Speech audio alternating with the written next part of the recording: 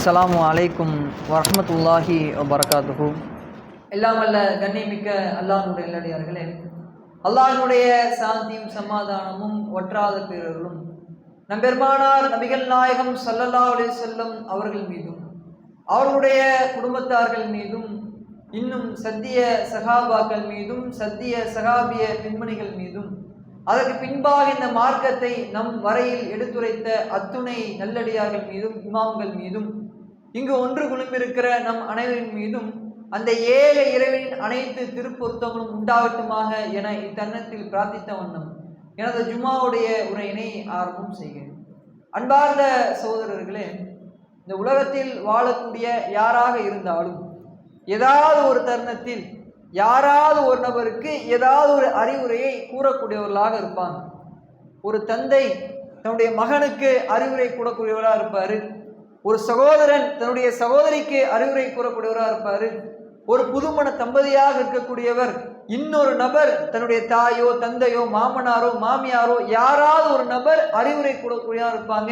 இப்படி இந்த உலகத்தில் வாழக்கூடிய யாராக இருந்தாலும் அவர்கள் தன்னுடைய வாழ்நாளில் ஏதாவது ஒரு சந்தர்ப்ப சூழ்நிலையில் சிறியவராக இருந்தாலும் பெரியவராக இருந்தாலும் சிறியவருக்காக இருந்தாலும் பெரியவருக்காக இருந்தாலும் அறிவுரை என்ற ஒன்றை அவர்கள் கூறாமல் இருந்தது. ஏதாவது ஒரு விஷயம் நல்லதோ கெட்டதோ, அதனால் அவருக்கு பயன் இருக்கிறது இல்லை, அதனால் அவர் வெற்றி பெறுவார் வெற்றி பெற மாட்டார் என்பதை போன்ற எல்லா நிலைகளிலும் அறிவுரை என்பது மக்களுக்கு மத்தியில் அதிகமாக கூறப்பட்டு கொண்டே வருகிறது.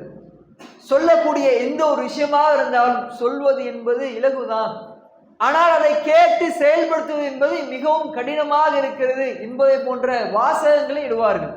அந்த அளவிற்கு அறிவுரை என்பது மக்களுக்கு மத்தியில் பயனளிக்கக்கூடியதாகவும் இருக்குது, இன்னும் அது அவர்களுக்கு உபயோகம் அற்றதாகவும் இருக்குது. உதாரணத்திற்கு சொல்ல வேண்டும் என்று சொன்னால், அல்லாஹ் தனது திருமறை குர்ஆன்ல சொல்றான், இன்ன ஸிக்ரா தன்ஃபவுல் முஃமினீன். அறிவுரை என்பது இறை நம்பிக்கையாளர்களுக்குத்தான் பயனளிக்கும். அல்லாஹ் சொல்லக்கூடிய வார்த்தை அறிவுரை. அல்லாஹ் சொல்கிறானா, சுல்லா சொல்றாங்களா? சொல்லக்கூடிய அறிவுரை என்பது யார் இறை நம்பிக்கையாளர்களாக இருக்கிறார்களோ அவர்களுக்கு பயனளிக்கும். உதாரணத்திற்கு சொல்றோம், வல்லதீன ஆமனு அமிலு சாலிஹாத், யார் நம்பிக்கை கொண்டு நல்லறங்கள் புரிகிறார்களோ இவங்களுக்கு சொர்க்கம் இருக்குது, அல்லாஹ் இவர்களை சொர்க்கத்தை நுழைவிப்பான் என்று ஒரு அறிவுரை கூறப்படும் பொழுது அந்த நேரத்தில் யார் இந்த அறிவுரை ஏற்று செயல்படுகிறார்களோ அவர்களுக்கு இந்த அறிவுரை மூலியமாக பயன் என்பது கிடைக்கும். இறை நம்பிக்கையாளராக இருந்தால் அதை கேட்டு கட்டுப்பட்டு நடந்தால் அவர்களுக்கு கிடைக்கும் என்று இறைவனாக இருந்தாலும் இறை தூதராக இருந்தாலும் பொதுமக்களாக இருந்தாலும் யாராக இருந்தாலும் யாருக்காவது எதையாவது ஒன்றை அறிவுரையாக வழங்குவாங்க. இன்னும் உதாரணத்திற்கு சொல்லணும்னா, ஒரு பையன் இருக்கிறான், இவன் 10 முடிச்சிருக்கிறான் இல்ல 12 முடிச்சிருக்கிறான். இவன் 2 நபர்கள்ட்ட 2 சாரார்கள்ட்ட போய் அறிவுரை கேட்கிறான். ஒரு ஐடியா கேட்கிறான். ஒரு சாரார் கல்வியை கற்றவர்கள், இன்னொரு சாரார் கல்வியை கல்லாதவர்கள், தொழில் இது மட்டும்தான் தெரியும், இப்படிப்பட்ட நபர்கள், படித்து அதன் மூலியமாக முன்னேறியவர்கள், இப்படி 2 சாரார்கள் இருக்கிறாங்க. இருக்கும் பொழுது 2 நபர்களும் தன்னுடைய அனுபவங்களை வைத்து அவனுக்கு பதில் சொல்லுவாங்க.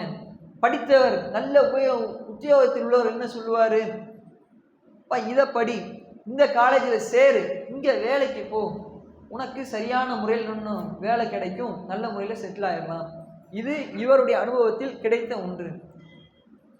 சரி, படிக்காதவராக இருக்கிறார், படிப்பவர் இல்லையா, என்ன பிரச்சனை, இந்த பட்டறை இந்த தொழில் பட்டறையில் வேலை செய்ய, இல்லை இத்தனை வருடம் இதை படித்து இங்கே வேலை செய், நல்ல முறையில் அந்த தொழிலை கற்றுக்கொள், இதன் மூலியமாக உன் வாழ்க்கைங்கிறது செட்டில் ஆகும் என்று வாழ்க்கைக்கு உண்டான 2 விதமான சாரார்கள். ஒரு மனிதன் தன்னுடைய வாழ்நாளில் முன்னேற வேண்டும், அவன் மன நிறைவை அடைய வேண்டும் என்பதற்காக 2 விதமான கருத்துக்களை 2 விதமான அனுபவங்கள் மூலமாக அவர்கள் பெற்ற அந்த விஷயத்தை, கல்வியை அந்த மாணவனுக்கு சொல்லுவாங்க.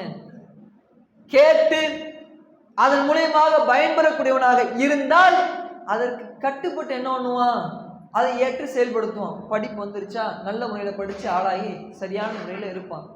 இப்போ ஒரு கட்டத்தில் இந்த அறிவுரை வழங்கினாரே இந்த நபர் என்ன சொல்லுவார், அன்னைக்கே இந்த பையன் என்கிட்ட வந்து கேட்டான், 4 வருஷத்துக்கு முன்னாடி அவன் நான் இந்த மாதிரி அறிவுரை சொன்னேன், சொன்னதுக்கு பின்பாக கேட்டு நல்ல முறையில் நடந்துக்கிட்டான், இப்போ எங்கேயோ இருக்கிறான், நல்ல முறையில் இருக்கிறான் என்று இப்படி இந்த வழியில் சென்றால் இப்படி சொல்லுவாங்க.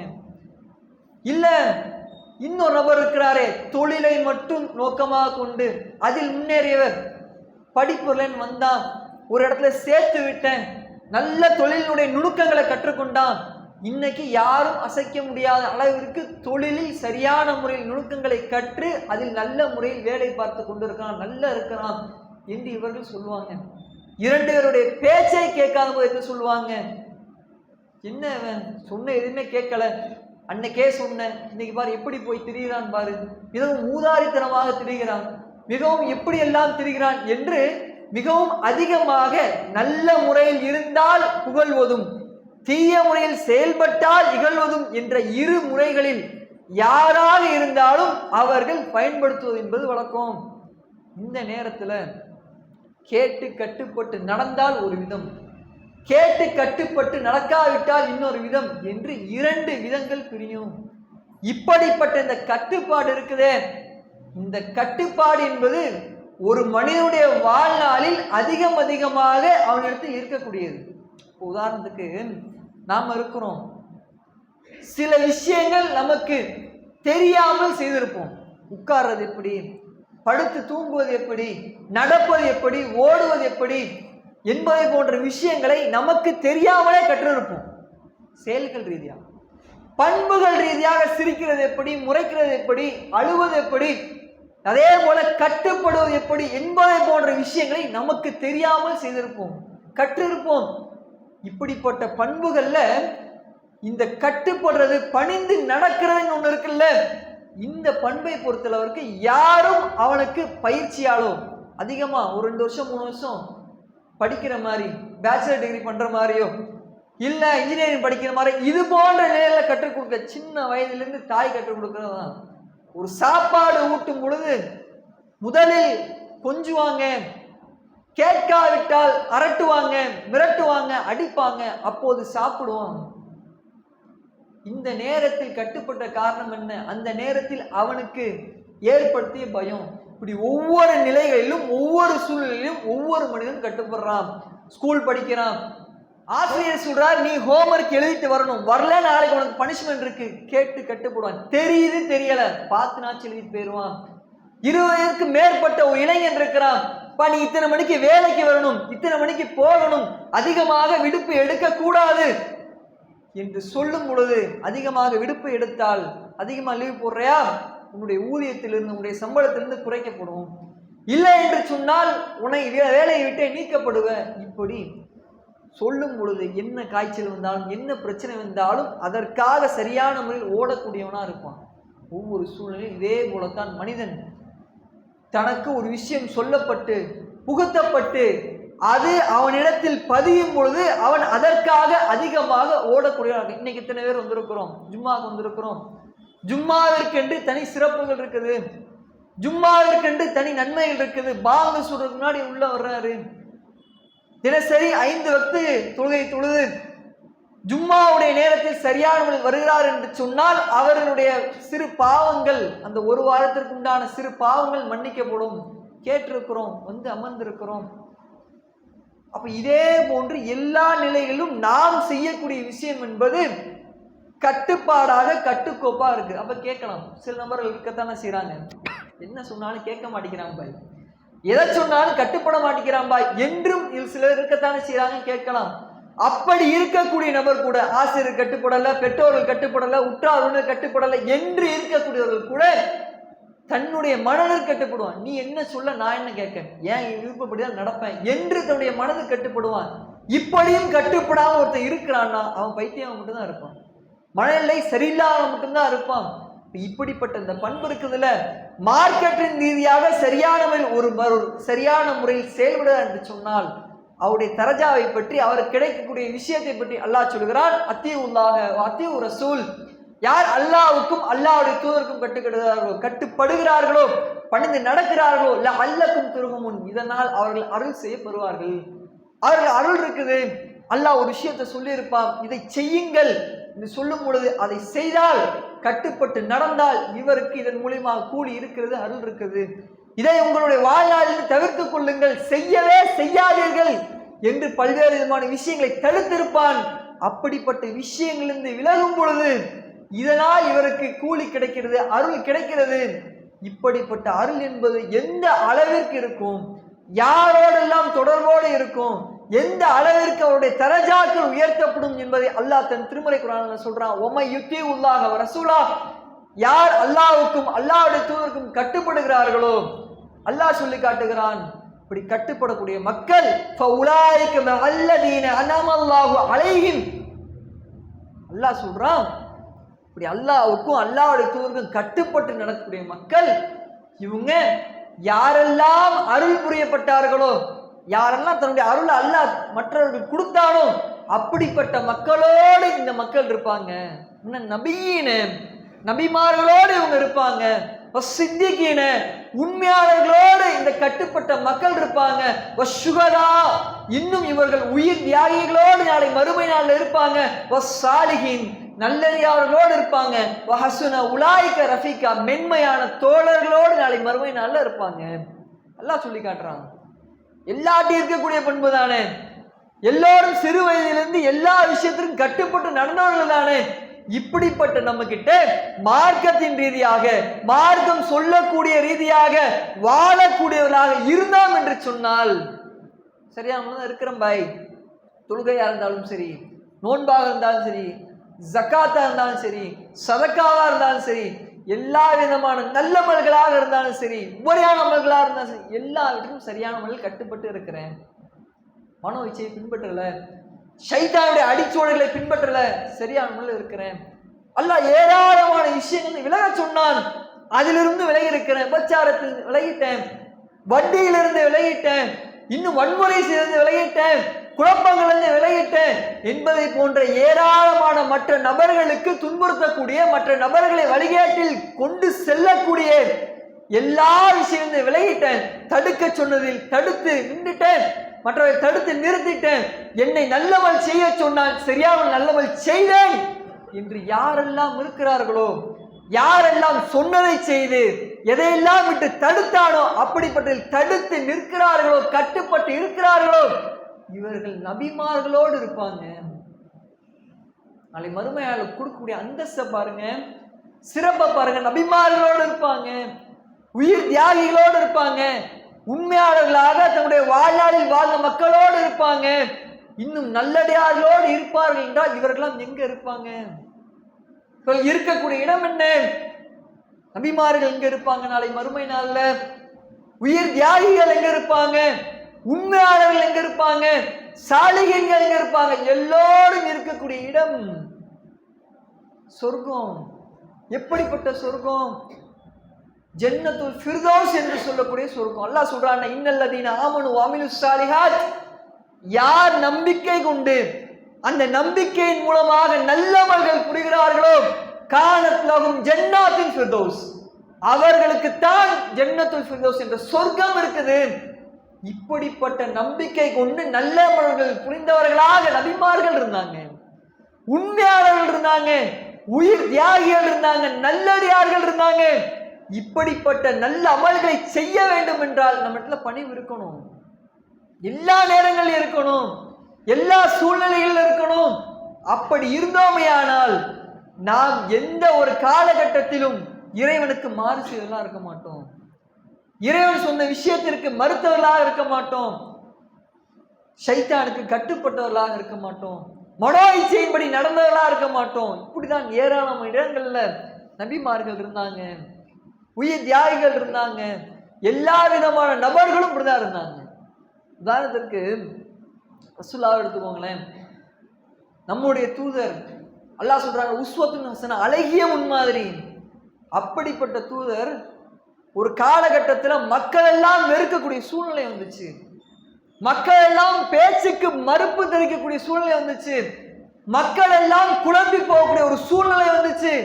அந்த நேரத்திலும் அல்லாஹ்வுடைய தூதர் உறுதியாக இருந்தார்கள், அல்லாஹ்வுடைய கட்டளைக்கு செவி மடுத்து கட்டுப்பட்டு நடந்தார்கள்.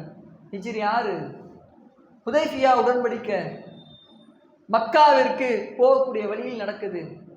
இந்த உடன்படிக்கையில மக்கத்து குறைஷிகள் நினைச்ச விஷயம், மக்காவிற்கு படையெடுத்து 1200க்கும் மேற்பட்ட சகாபாக்கள் மதீனா வாசிகள் வர்றாங்க. இஸ்லாத்தை ஏற்ற மக்கள் வருகிறார்கள் என்ற நிலை பயத்துடன் வந்து பார்க்கிறாங்க. அப்போது ரசூலுல்லாஹ் இருந்த மக்களும் சொல்றாங்க, இது பலி பிராணிகள், ஒட்டகங்கள் இருக்கு, இது பலி பிராணிகள், இது ஹஜ்ஜுக்காக எங்களுடைய கிரிகைகளை நிறைவேற்றுவதற்காக உம்ராவிற்காக நாங்கள் என்றோம் கொண்டு வந்திருக்கிறோம், பாருங்க மாலையிடப்பட்டிருக்கு, அடையாளம் இடப்பட்டிருக்கு, நாங்கள் போருக்கெல்லாம் வரல என்று ரசூலுல்லாஹ் என்ன பண்றாங்க, தெளிவுபடுத்துறாங்க. இப்போ சுஹைல் என்று சொல்லக்கூடிய நபர் வர்றாங்க. இவங்க பிற்காலத்தில் இஸ்லாத்தை ஏற்றுக்கிறாங்க. ஆனா அந்த சூழ்நிலையில் அவங்க முஷ்ரிக்கா இருக்கிறாங்க.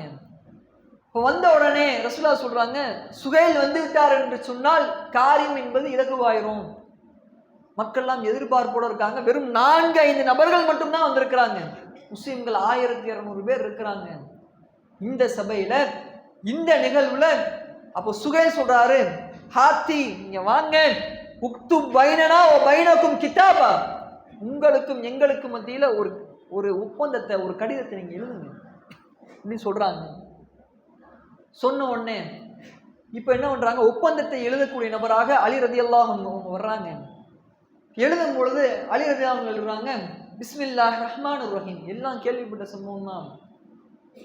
அளவற்ற அருளாலும் நிகரற்ற அன்புடையவனுமாகிய அல்லாஹ்வுடைய பெயரை கொண்டு உதவி தேடுறேன், எழுதுறேன்னு சொல்லி என்னன்றாங்க, எழுதுறாங்க. எழுத உடனே அந்த நேரத்தில் சுஹைல் கேட்கிறார், அம்மர் ரஹ்மான், அளவற்ற அருளாலும்னா வல்லாஹி மாதிரி மாகிய யாருன்னு எனக்கு தெரியாது, உக்துப் பிஸ்மிக்க அல்லாஹும்ம, அல்லாஹ்வுடைய பெயரை கொண்டு எழுதுங்க, கமா குந்த தக்துப், இதுக்கு முன்னாடி இப்படிதான் எழுதுனீங்க அதே மாதிரி எழுதுங்க அப்படின்னு சொல்றாங்க. சகாபாக்கள் எல்லோரும் சொல்றாங்க, லா நக்துபுக இல்லா பிஸ்மில்லாஹிர் ரஹ்மானிர் ரஹீம், எழுத மாட்டோம் பிஸ்மில்லாஹிர் ரஹ்மானிர் ரஹீமை தவிர எதை நாங்கள் எழுத மாட்டோம் என்று சொல்றாங்க. ரசூலுல்லாஹ் உக்துப் பிஸ்மிக்க அல்லாஹும்ம, அப்படியே எழுதுங்க, அல்லாஹ்வுடைய பேரை கொண்டு நீங்க எழுதுங்க என்று சொல்றாங்க. குழப்பம் ஆரம்பிச்சு கொஞ்சம் என்னடா சாதகமா போகுது. அங்க இத்தனை பேருக்கு முன்னாடி 1200 பேர் அசிங்கப்படக்கூடிய ஒரு சூழ்நிலை, 4 நபர்கள் சொல்லக்கூடிய பேச்சு அங்க முன்னுரிமை கொடுக்கப்படுவது மாதிரி மக்களுக்கு தோற்றம் அளிக்குது. அந்த நேரத்துல சரி சொல்லிட்டு எழுதிடுறாங்க. இப்போது சொல்லப்படுது, இப்போது எழுதப்படுது, ஹாதா மாகதா அலைஹி முஹம்மது ரசூலுல்லாஹ், இது அல்லாஹ்வுடைய தூதரான முஹம்மது நபி ஸல்லல்லாஹு அலைஹி வஸல்லம் இவர்கள் எழுதக்கூடிய ஒப்பந்தம் என்று எழுதுறாங்க. அலி ரலியல்லாஹு அன்ஹு எழுதின உடனே அந்த நேரத்தில் சுஹைல் மறுப்பாக சொல்றாங்க, லவ் நகலமும் அன்னக ரசூலுல்லாஹ், நீங்கள் தான் அல்லாஹ்வுடைய தூதர் என்று நாங்கள் அறிந்திருந்தால் மா சாதத்னாக அனில் வைத், எதுக்காக ஆலயத்துக்கு நாங்கள் தடுத்து நிறுத்த போறோம், ஒலா காத்தல்னாக்க, எதுக்கு நாங்க உங்களோடு போரிட போறோம் என்று சொல்லிட்டு சொல்றாங்க, முகமது இப்னு அப்துல்லாவுடைய மகன் முகமதுன்னு எழுதுங்க என்று சொல்றாங்க. ரசூலுல்லாஹ் சொல்றாங்க, இன்னி ரசூலுல்லாஹ் வ இன் கذبتمونி, நீங்கள் என்னை பொய்ப்படுத்தினாலும் நான் அல்லாஹ்வுடைய தூதர் தான், உக்துப் முகமது இப்னு அப்துல்லா, அல்லாஹ் சொல்றாங்க, அல்லாஹ் அப்துல்லாவுடைய மகன் முகமதுன்னு நீங்க எழுதுங்க அப்படின்னு சொல்றாங்க. சொன்ன உடனே இதற்கு பின்பாக இப்போதுதான் உடன்படிக்கை ஆரம்பமாகுது. 3 விஷயம். ஒரு மனிதர் மதீனாவிலிருந்து மக்காவிற்கு செல்கிறார் என்று சொன்னால், இஸ்லாத்தை ஏற்ற நிலை சென்றால் அவர் திருப்பி அனுப்பப்பட மாட்டார் என்று சொல்றாங்க. இப்ப குழப்பம் இன்னும் வெடிக்குது, எழுதப்படுது. மறுபடியும் சொல்றாங்க, ஒரு ஆள் இஸ்லாத்தை ஏற்ற நிலையில் மக்காவிலிருந்து மதீனாவிற்கு வந்தால் திருப்பி அனுப்ப வேண்டும், அதுவும் எழுதப்படுது. சரி, நீங்க மதீனாவிலிருந்து மக்காவிற்கு உங்களுடைய கிரிகைகளை உம்ராவை நிறைவேற்ற வந்தால் 3 நாட்கள் தான் தங்கணும், அதுக்கு மேல தங்கக்கூடாது. அதே மாதிரி இந்த வருஷம் உம்ரா செய்ய விட மாட்டோம். இந்த வருஷம் உம்ரா செய்ய விட்டா மற்ற அரபியர்கள் இருக்கிறாங்கல்ல, இவர்கள் என்ன புரிந்து கொள்வார்கள் என்றார், முஷ்ரிக்கீன்கள் இவர்கள் நிர்பந்தத்திற்கு உள்ளாக்கப்பட்டாங்க. 1200 பேர் என்ன பண்ணிட்டாங்க, அவங்களை அடக்கிட்டாங்க, அவங்களை ஒடுக்கிட்டாங்க என்று பேசுகிறாங்க. இந்த வருஷம் உம்ரா செய்யக்கூடாது என்று சொல்றாங்க. சொன்ன உடனே மக்கள் மத்தியில் இப்பதான் கேட்கப்படுது, கைஃப யுரத்து இலல் முஷ்ரிகீன் வகத் ஜாஅ முஸ்லிமன். ஒரு மனிதர் முஸ்லிமா வந்திருக்கிற நிலையில அவர் எப்படி நம்ம திருப்பி அனுப்புறது? கேள்வி எழுப்ப ஆரம்பிச்சிட்டாங்க. இந்த நேரத்துல கை கால்கள்ல சங்கிலியோடு அபுஜந்தல் சுகைலுடைய மகன் என்ன பண்றாரு, வர்றாங்க. இவங்க வந்த உடனே அந்த நேரத்துல தத்தி தான் வர்றாங்க. மக்கா ஹுதைஃபியா தூரம், வாப்பாக்கு தெரியாம அவருக்கு தெரியாமல் வர்றாங்க. வந்த உடனே கேள்விப்பட்ட உடனே சொல்றாங்க, ஐ நாஷர முஸ்லிமீன், முஸ்லிம்களே என்று சொல்லி சொல்றாங்க, உரத்து இலல் முஷ்ரிகீன் வகத் ஜஅது முஸ்லிமன், நான் முஸ்லிமா வந்திருக்கிற நிலையில் திருப்ப அனுப்பப்படுறேன் சொல்றாங்க. அந்த நேரத்தில் சொல்லப்படுது, வக்கான கது யுஅதிபு அதாபன் ஷதீதன் ஃபில்லாஹ், தந்தை எந்த அளவுக்கு வேதனை செய்திருக்கிறான்னு சொல்லப்படுது. அல்லாஹ்வுடைய மார்க்க விஷயத்துல முஸ்லீம் ஏற்ற காரணத்தினால கடுமையான முறையில் வேதனை செய்யப்பட்டவராக அபூஜந்தல் அந்த இடத்துல நின்றாரு. ரசூலுல்லாஹ் சொல்றாங்க, ஒப்பந்தம்னா முடியல, இவரை நாச்சி விட்டுறலாமே அப்படின்னு சொல்றாரு. ரசூலுல்லாஹ் சொல்றாங்க, சுகைல் என்ன சொல்றாரு, இல்ல முடியாது, இவரை விட்டுவிட வேண்டும் என்று சொன்னால் ஒப்பந்தமே கிடையாது. சரின்னு சொல்லி ரசூலுல்லாஹ் அப்படியே அந்த ஒப்பந்தத்தை தொடர்றாங்க. இந்த நேரத்துல உமர் ரலியல்லாஹு அன்ஹு வர்றாங்க. வந்த உடனே கேட்குறாங்க, அலஸ்த நபியல்லாஹி ஹக்கா, உண்மையாலே நீங்க அல்லாஹ்வுடைய தூதர் தானா? அலஸ்னா அலல் ஹக்கி வ அதுனா அலல் பாத்தில், நாம உண்மையான மார்க்கத்திலையும் சத்தியத்திலையும் நம்முடைய எதிரிகள் அசத்தியத்திலும் இல்லையா? சொல்றாங்க, பலா, ஏன் இல்லை? அப்ப கேட்கிறாங்க, லவ் நுஅதிய தனியத ஃபி தீனினா, இப்ப எதுக்காக நம்முடைய மார்க்கத்துக்கு இழிவை சேர்க்கணும்? எல்லாம் அவர்கள் சொல்வதற்கு எல்லாருமே தலையாற்றமே, எல்லாமே அவர்களுக்கு தோல்வாக நடக்குது, எதற்காக அப்படின்னு கேட்கிறாங்க. சொல்றாங்க, வலஸ்து ஆசிஹி, ரசூலுல்லாஹ் சொல்றாங்க, நான் அல்லாஹ்க்கு மாறு செய்ய மாட்டேன், வஹுவ நாசிரி, அவன் எனக்கு உதவி செய்யக்கூடியவன் என்று ரசூலுல்லாஹ் சொல்றாங்க. எதற்காக அவருடைய ஒப்பந்தம் நடக்குது? எதற்காக குழப்பம் நடக்குது? எதற்காக அதிகமாக சோதிக்கப்பட்டார்கள்? எதற்காக அசிங்கப்படுத்தப்பட்டார்கள்? எதற்காக மிகவும் அதிகமாக மக்களுக்கு மத்தியில் இந்த குழப்பம் ஏற்பட்டது? காரணம் என்ன? ஒரே ஒரு வசனம் அல்லாஹ் இறக்குகிறான், இன்னல்லதீன யுபாயூனக், அவர்கள் யார் உங்களிடத்துல ஒப்பந்தம் செய்கிறார்களோ, இன்னமா யுபாயூனல்லாஹ், அவர்கள் அல்லாஹ் இடத்துல தான் ஒப்பந்தம் செய்கிறாங்க என்று சொல்றாங்க. யதுல்லாஹி ஃபௌக ஐதிஹிம், அவர்களுடைய கை மேல் அல்லாஹ்வுடைய கை இருக்குது. இப்ப இங்க ஒப்பந்தம் நடந்தாகணும், ஒப்பந்தம் முடியணும், இதுதான் அல்லாஹ் இட்ட கட்டளை. அந்த ஒப்பந்தத்துக்கு எந்த பிரச்சனை வந்தாலும் சரி, என்ன குழப்பம் வந்தாலும் சரி, என்ன பிரச்சனைகள் வந்தாலும் சரி, இப்போ ஒப்பந்தம் நடக்கணும். ஒன்றுக்கு மாறு செய்தாலும் இல்ல, நாங்க இஸ்லாத்தை ஏற்றவங்களை மக்காவிலிருந்து மதீனாவுக்கு வந்து அனுப்ப மாட்டோம் சொன்னால் ஒப்பந்தம் அங்க முடியாது. அபூஜஹலை விட்டுதான் ஆகணும் என்று சொன்னால் ஒப்பந்தம் அங்க முடிஞ்சிடும். இல்ல, இந்த வருஷம் நாங்கள் உம்ரா செய்யும், இவ்வளவு தூரம் வந்திருக்கோம் என்று சொன்னால் ஒப்பந்தம் முடிஞ்சிடும். எல்லாவற்றிற்கும் சரி சரி என்று சொன்ன காரணம், அல்லாஹ் சொல்லிட்டான், அவனுக்கு கட்டுப்படுவேன், என்ன பிரச்சனை இருந்தாலும் பிரச்சனை இல்லை. இது எல்லா தூதர்கிட்ட இருந்துச்சு, ரசூலுல்லாஹ் கிட்டே இருந்துச்சு. என்ன பிரச்சனை வந்தாலும் சரியானவர்கள் கட்டுப்படக்கூடியவர்களாக நம்ம இருக்கணும். சரியான முறையில் நாம் அல்லாஹ்விற்கும் அல்லாஹ்வுடைய தூதர் வழியில் செல்லக்கூடியவர்களாக இருக்கணும். திருமணமா இருந்தாலும் சரி, எந்த ஒரு காரியமா இருந்தாலும் சரி, மனைவியாக இருந்தாலும் குழந்தைகளாக இருந்தாலும், யார் எதிர்ப்பு தெரிவித்தாலும், என்னுடைய இறைவன் இதைத்தான் சொல்லி இருக்கிறான், இதைத்தான் கட்டளையிட்டிருக்கிறான், என்னுடைய தூதர் இதைத்தான் செய்து காட்டியிருக்கிறார்கள், இப்படித்தான் இருப்பேன். இல்ல, நாங்க அப்படி செய்ய மாட்டோம், நாங்க அதுக்கு மறுப்பு தெரிவிப்போம், யாரு சொன்னாலும் நான் அந்த சபையில கலந்துக்க மாட்டேன், நான் வீட்டுக்கு வர மாட்டேன், நான் எந்த உதவி செய்ய மாட்டேன் என்று எதிராக இருக்குமே ஒழிய, என்னால் என்னவாய் செய்ய முடியும் என்று அவர்கள் ஒத்தாசையாக இருந்துடக்கூடாது. இப்படி யாருமே இல்லை. இந்த கட்டுப்பாடு வரணும், நிர்பந்தம் என்று வரும்பொழுதும் வரணும். இப்படி இருந்தோம் என்று சொன்னால் நாளை மறுமை நாளில் உயர்ந்த சொர்க்கமான ஜன்னத்துல் ஃபிர்தௌஸ் என்ற சொர்க்கத்தை அல்லாஹ் நமக்கு வாக்களிப்பானாக என பிரார்த்தித்த வண்ணம் எனது முதலாவது நிறைவு செய்கிறேன். அஸ்ஸலாமு அலைக்கும் வரஹ்மத்துல்லாஹி வபரகாத்துஹு.